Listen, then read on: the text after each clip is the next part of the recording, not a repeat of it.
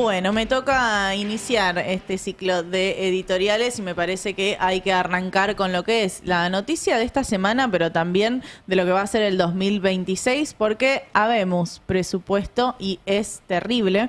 El viernes el gobierno logró aprobar su primer presupuesto, porque recordemos que los primeros 2 años de gestión los transitó directamente sin presupuesto, algo inimaginado para otros gobiernos y hasta con dudas de si podía transitar un tercer año directamente sin una hoja de ruta. Ahora, que tenga un presupuesto no quiere decir que ese presupuesto esté bueno, porque de hecho es un presupuesto que logra consolidar con papel, firma, aprobación del Congreso, este ajuste continuo ya garantizado justamente por quienes dicen ser los representantes del pueblo, que aprobaron una desfinanciación de la educación, los recortes casi absolutos en los que tiene que ver con la política de género, la licuación de las jubilaciones y un bono que se mantiene congelado para quienes cobran la mínima, además de, obviamente, el aumento de las tarifas que vamos a pagar todos y todas por la disminución de los subsidios económicos. O sea, es básicamente lo que viene haciendo el gobierno en los últimos 2 años, pero ya con el apoyo de toda la política, o por lo menos el apoyo suficiente para aprobar esta ley de leyes de este ajuste continuo. Tenemos la placa de los votos, porque lo logró con 46 votos a favor, 25 en contra y una abstención. Logró lo que necesitaba del Senado, que era aprobar la ley del presupuesto del Poder Ejecutivo, que ya venía con esta media sanción de la Cámara de Diputados. En Diputados se logró justamente sacar el capítulo 11 que derogaba esta ley de financiamiento universitario y la ley de emergencia pediátrica, 2 leyes que se conquistaron justamente a partir de movilizaciones, a partir de mucho ruido y mucha lucha que llegó a que tanto la marcha universitaria como los reclamos de las personas con discapacidad llegaran a promulgarse en una ley, y fue Diputados quienes logró que esa ley no se derogara con el presupuesto, algo que no consiguió el Senado cuando hablamos del capítulo 30 y hablamos justamente de no borrar este financiamiento mínimo para todo el sector de la educación. Hablamos de la educación primaria, secundaria, de las técnicas, hablamos del universo educativo, y se pensaba que el Senado podía avanzar en estos cambios, lo que ya traía más complicaciones. No estamos hablando solo del presupuesto, sino que si había cambios, teníamos que estar hablando esta semana de cómo aumentar las sesiones extraordinarias o cómo Diputados iba a trabajar sobre las modificaciones del Senado. Iba a ser una traba más para el gobierno libertario, pero no sucedió nada de eso, y no sucedió incluso cuando se pone en peligro el gasto en CONICET, ¿no? Y tenemos un gráfico que lo que muestra es justamente, bueno, cuál es el gasto real devengado en el CONICET, ¿no? Desde 1995 hasta ahora. Vemos este principio del gráfico con un piso que podemos recordar frases de Cavallo diciendo, bueno, que los científicos se vayan a lavar los platos, tenían que ver con esas erogaciones en el CONICET. Luego, desde el 2003 al 2015, un aumento, algunos años más, algunos años menos, pero una tendencia clara al alza en ese gasto real devengado en el CONICET. De 2016-2019, de nuevo una baja en el CONICET y un aumento en el gobierno de Alberto Fernández. Ya en las barritas violetas, a lo último del gráfico, vemos las erogaciones del 2024 y del 2025 del gobierno de Javier Milei, que nos llevan a una situación similar a la del 2009, y con la proyección de que el año que viene eso se reduzca aún más. Entonces, bueno, es un presupuesto que deroga esta ley de financiamiento educativo, que exige que el gasto en el área sea como mínimo el 6% del PBI, pero también el 1% para el gasto en ciencia y tecnología. También hay que decir, en orden de cómo llegamos hasta acá, bueno, una información que sale de la Oficina de Presupuesto del Congreso, de la OPC, que advierte que desde la sanción de esta ley de financiamiento educativo del 6%, que se sancionó en 2005, solo se cumplió esta ley, o sea, solo efectivamente se gastó el 6% del presupuesto en educación en el 2015. pero que no se haya cumplido no quiere decir que no haya existido como un horizonte, y este gobierno avanza como viene avanzando también en el mundo laboral. Bueno, como existe la informalidad, en vez de ver cómo hago que los trabajadores consigan mejores condiciones y puedan referenciarse en un mercado laboral con derechos, borro esos derechos y legalizo la informalidad. Pasa lo mismo con la ley de financiamiento universitario. En vez de decir, bueno, voy a cumplir esta ley del 6%, lo que dice es, bueno, borro el horizonte del 6% y me llevo por delante esa idea de una Argentina con mejor educación, y mejor educación obviamente plantea una mejor financiación y financiamiento para esa educación. Todo esto con el manto de que no hay plata, ¿no? No hay plata, aunque sea el mismo gobierno el que reduce la recaudación del Estado, y recordemos casos como la baja de retenciones extraordinarias en el marco de las elecciones y también la baja en la alícuota de bienes personales en el primer año de gestión de Javier Milei en 2024 con ese paquete fiscal. Tenemos esta placa de la evolución de los gastos como para poder comparar y dimensionar, ¿no? Porque cuando nos dicen no hay plata, parece una verdad absoluta, entonces pareciera que todo se está recortando, pero no, en realidad lo que se está recortando tiene que ver con educación, tiene que ver con salud, tiene que ver con lo que hace a nuestro día a día. La primer barrita en positivo es cuánto cuesta la ley de emergencia en discapacidad, 1.687 millones de dólares. ¿Cuánto cuesta cumplir la ley de financiamiento universitario? 1.400 millones de dólares. ¿Cuánto fue el gasto de vengado efectivo del CONICET en 2023? Poco más de 600 millones de dólares. Y en el 2025 el mismo organismo solo devengó 430 millones de dólares. Se ve esa caída de 167 millones de dólares que muestra el gráfico. Recordemos cuánto perdió el gobierno, cuánto perdió la Argentina en esa baja de 3 días de las retenciones, esa baja extraordinaria donde se beneficiaron 5 exportadoras. Bueno, 1.500 millones de dólares. Estamos hablando de más plata de la que cuesta la ley de financiamiento universitario. ¿Y cuánto se pierde por este sistema previsional, esta ley de modernización laboral con los fondos que salen del CIPA, que salen del pago de las jubilaciones y que pasan a este fondo de asistencia laboral, al FAL, a ese 3% destinado al mercado financiero, a estas nuevas AFJP? Bueno, estamos hablando de 2.500 millones de dólares. O sea, entre las dos puedo financiar la emergencia en discapacidad, el financiamiento universitario, el CONICET y un país que piense su desarrollo a partir de la educación y también la garantía de pisos mínimos para toda la población, más allá de si nació o tiene alguna discapacidad o no. Eso para decir que plata hay, solo que no se destina a esto, pero no es solo el gobierno, sino que este presupuesto salió del Congreso y por eso tenemos en este tuit de Mati Mousset, bueno, la votación en los distintos bloques. Antes lo repasábamos con Beldic en relación a, bueno, quiénes votaron, qué bloques votaron a favor y qué bloques votaron en contra. Y si vemos los bloques que votaron a favor, todos los bloques participaron de votar a favor. Después tenemos, bueno, diferencias dentro de los bloques. Por ejemplo, en el caso del peronismo hay 3 que votan a favor y 25 que votan en contra, pero hay una participación de absolutamente todos los bloques en esa aprobación del presupuesto 2026. Así que medio que estamos todas con las manos manchadas en ese presupuesto. Es tan decadente la situación porque justamente la ley de financiamiento universitario se trató este mismo año, entonces tenemos declaraciones de estas personas a favor de la educación, pero votando en contra de todo el universo educativo, y lo tenemos, por ejemplo, en el audio 16. Me gustaría hablar de cara a los 2,5 millones de estudiantes y a los 300.000 docentes que están, que lo vamos a defender porque consideramos que la Argentina, uno de los motores que ha tenido para el ascenso social es la educación superior, con el ingreso irrestricto, con nueva creación de universidades. Así que en eso nosotros vamos a estar presentes. Hoy no estamos votando una remesa presupuestaria, hoy estamos votando futuro. y recordar que no existe un país libre con una educación cercenada.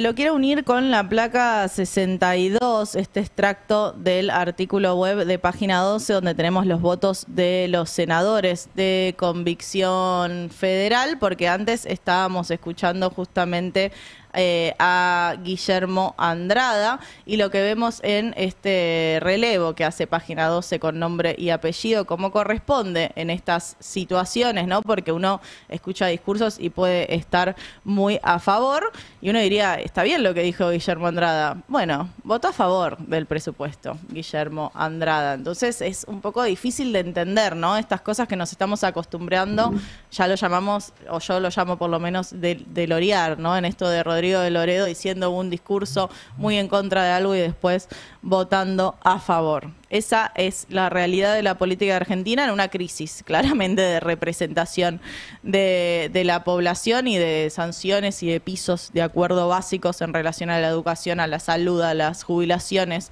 a las políticas para las personas con discapacidad, a las políticas de género. Bueno, todo eso ha sido borrado en el presupuesto de 2026. Pero no fue lo único que se aprobó en el Senado el viernes, porque también se aprobó la ley de inocencia fiscal. Esta ley que ya el nombre nos debería alertar, ¿no? Porque estamos hablando de inocencia fiscal, estamos hablando de una inocencia del capital, una presunta inocencia, ¿no? Si yo veo un montón de flujos de dólares que quieren ser gastados, en principio pienso que esos dólares vienen de un flujo legal. No voy a cuestionar en una economía que tiene más de 40% de informalidad de dónde viene ese dinero. Pero si te veo marchando, entonces voy a presumir que estás haciendo un acto cuasi terrorista y vas a ir preso, como fueron presos personas en la ley de bases. Esa es la realidad y así hay que entender la ley de inocencia fiscal. Y en ese sentido estaban tan desesperados por esa ley de blanqueo continuo, porque es un blanqueo continuo. Este gobierno ya tuvo un blanqueo, lo tuvo en el 2024, fue un blanqueo histórico, fue un blanqueo donde entraron un montón de pequeños ahorristas que efectivamente tenían sus dólares del colchón y definieron entrar a el blanqueo de Javier Milei, pero esto es otra cosa. Esto es algo que tiene que ver con los flujos informales, es algo que tiene que ver con gente que sistemáticamente genera pesos y dólares en negro, donde hay mercados legales, hay mercados que tienen que ver con la informalidad en cuanto a lo que le decimos Barrani en negro, a tener una parte del negocio informal, y hay dólares que tienen que ver con negocios completamente ilegales y que no tienen forma de registrarse. Tenemos un tuit del Banco Nación que salió hoy, cuando la ley todavía no está promulgada, no salió en el boletín oficial, pero ya tenemos al Banco Nación diciendo vengan a traer los dólares. Sale con esta placa de un aviso importante donde a partir de mañana los esperamos en todas nuestras sucursales. Estamos hablando del Banco Nación, tiene sucursales a lo largo y ancho del país. Dice, para atenderte y recibir tus ahorros con la seguridad y respaldo del Banco Nación de la Argentina en el marco de la nueva ley de inocencia fiscal. Todavía no es ley, digo, es una ley que salió del Congreso, tiene que promulgarla el Ejecutivo y tiene que salir la reglamentación, pero es tal la desesperación de este gobierno por los dólares, porque es la única apuesta que tienen justamente para tratar de activar la economía. Pensemos que la semana pasada en un estudio del INDEC dio a conocer para este tercer trimestre de 2025 que había 253.000 millones de dólares afuera del sistema. Estamos hablando de un aumento de 4.175 millones de dólares en relación al trimestre anterior. O sea que todo este año atravesado por las elecciones y todo este año donde hay una liberalización del cepo para las personas, hubo un aumento en la cantidad de dólares afuera del sistema, y a lo que apuesta Toto Caputo es justamente a tratar de que esos dólares entren al sistema, que esos dólares sean gastados y que esos dólares sean el motor de crecimiento. No el trabajo, no la producción, no la industria, sino justamente, bueno, esa plata que está por fuera de la registración. Y tenemos este tuit de Toto Caputo peleándose directamente con los bancos y dice: si en sus bancos les piden cosas de más, entre paréntesis, léase, romper las P, no terminó la palabra porque todavía le queda algo de formalidad, dice: no pierdan su tiempo. Pueden ir al Banco Nación, donde su presidente dará la instrucción de cumplir estrictamente con la ley. Esto es que la persona solo tenga que mostrar que se ha adherido al régimen de ganancia simplificado, o sea que se ha adherido a este blanqueo.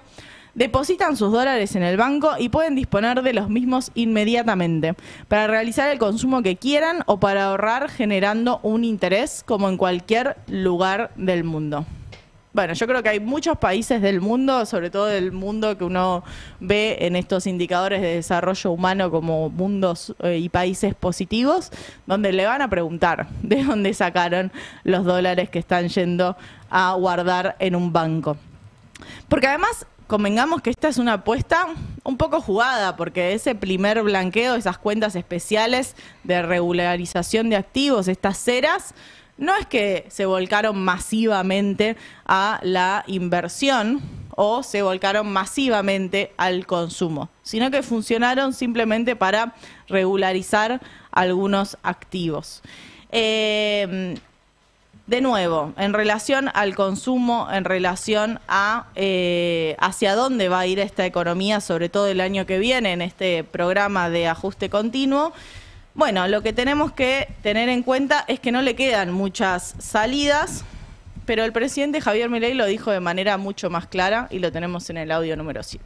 Y si su patrimonio a usted no le caía, a usted no le cerraba el blanco y a usted le caía una inspección y le rompía la cabeza. Sí, señor. ¿Por qué, digamos, gastó más que esto si, digamos, no mapea contra la variación de patrimonio y lo que usted ingresó? Exacto. Ahora, si usted se suscribe al nuevo régimen, nadie va a mirar la variación patrimonial, con lo cual usted va a poder gastar todo lo que se le dé la gana. Y nadie lo va a controlar. A usted se le van a cobrar impuestos por sus ingresos declarados. Nótese, dice, se le va a cobrar impuestos por sus ingresos declarados, pero nadie le va a preguntar cuando gaste dinero si hubo una evolución de su patrimonio o no.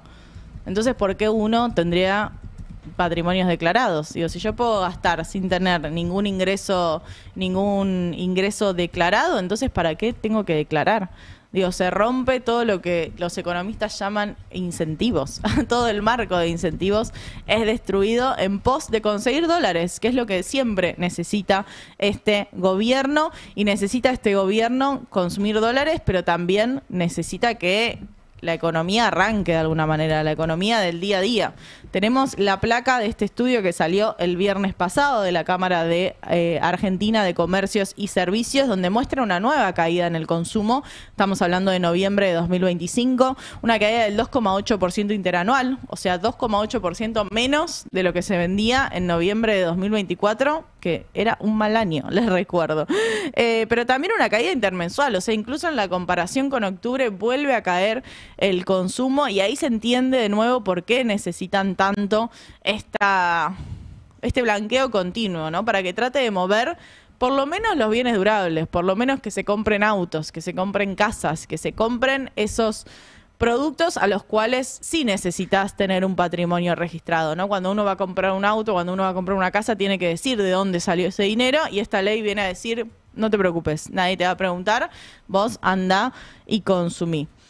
Mientras tanto, el endeudamiento, ¿no? La gente que no va a entrar al blanqueo, la gente que no está atravesada por esta política, pero sí está atravesada por el endeudamiento, ya no solo con los bancos, ya no solo con las tarjetas de crédito, con los préstamos personales, sino también con las billeteras virtuales. Este número, que el año pasado era del 7,4%, la cantidad de personas que no podían pagar los préstamos que habían sacado en billeteras virtuales, ahora aumentó al 20%. O sea, una de cada 5 personas que pidió un préstamo en una billetera virtual no lo puede pagar. Es una triplicación del número que teníamos el año pasado.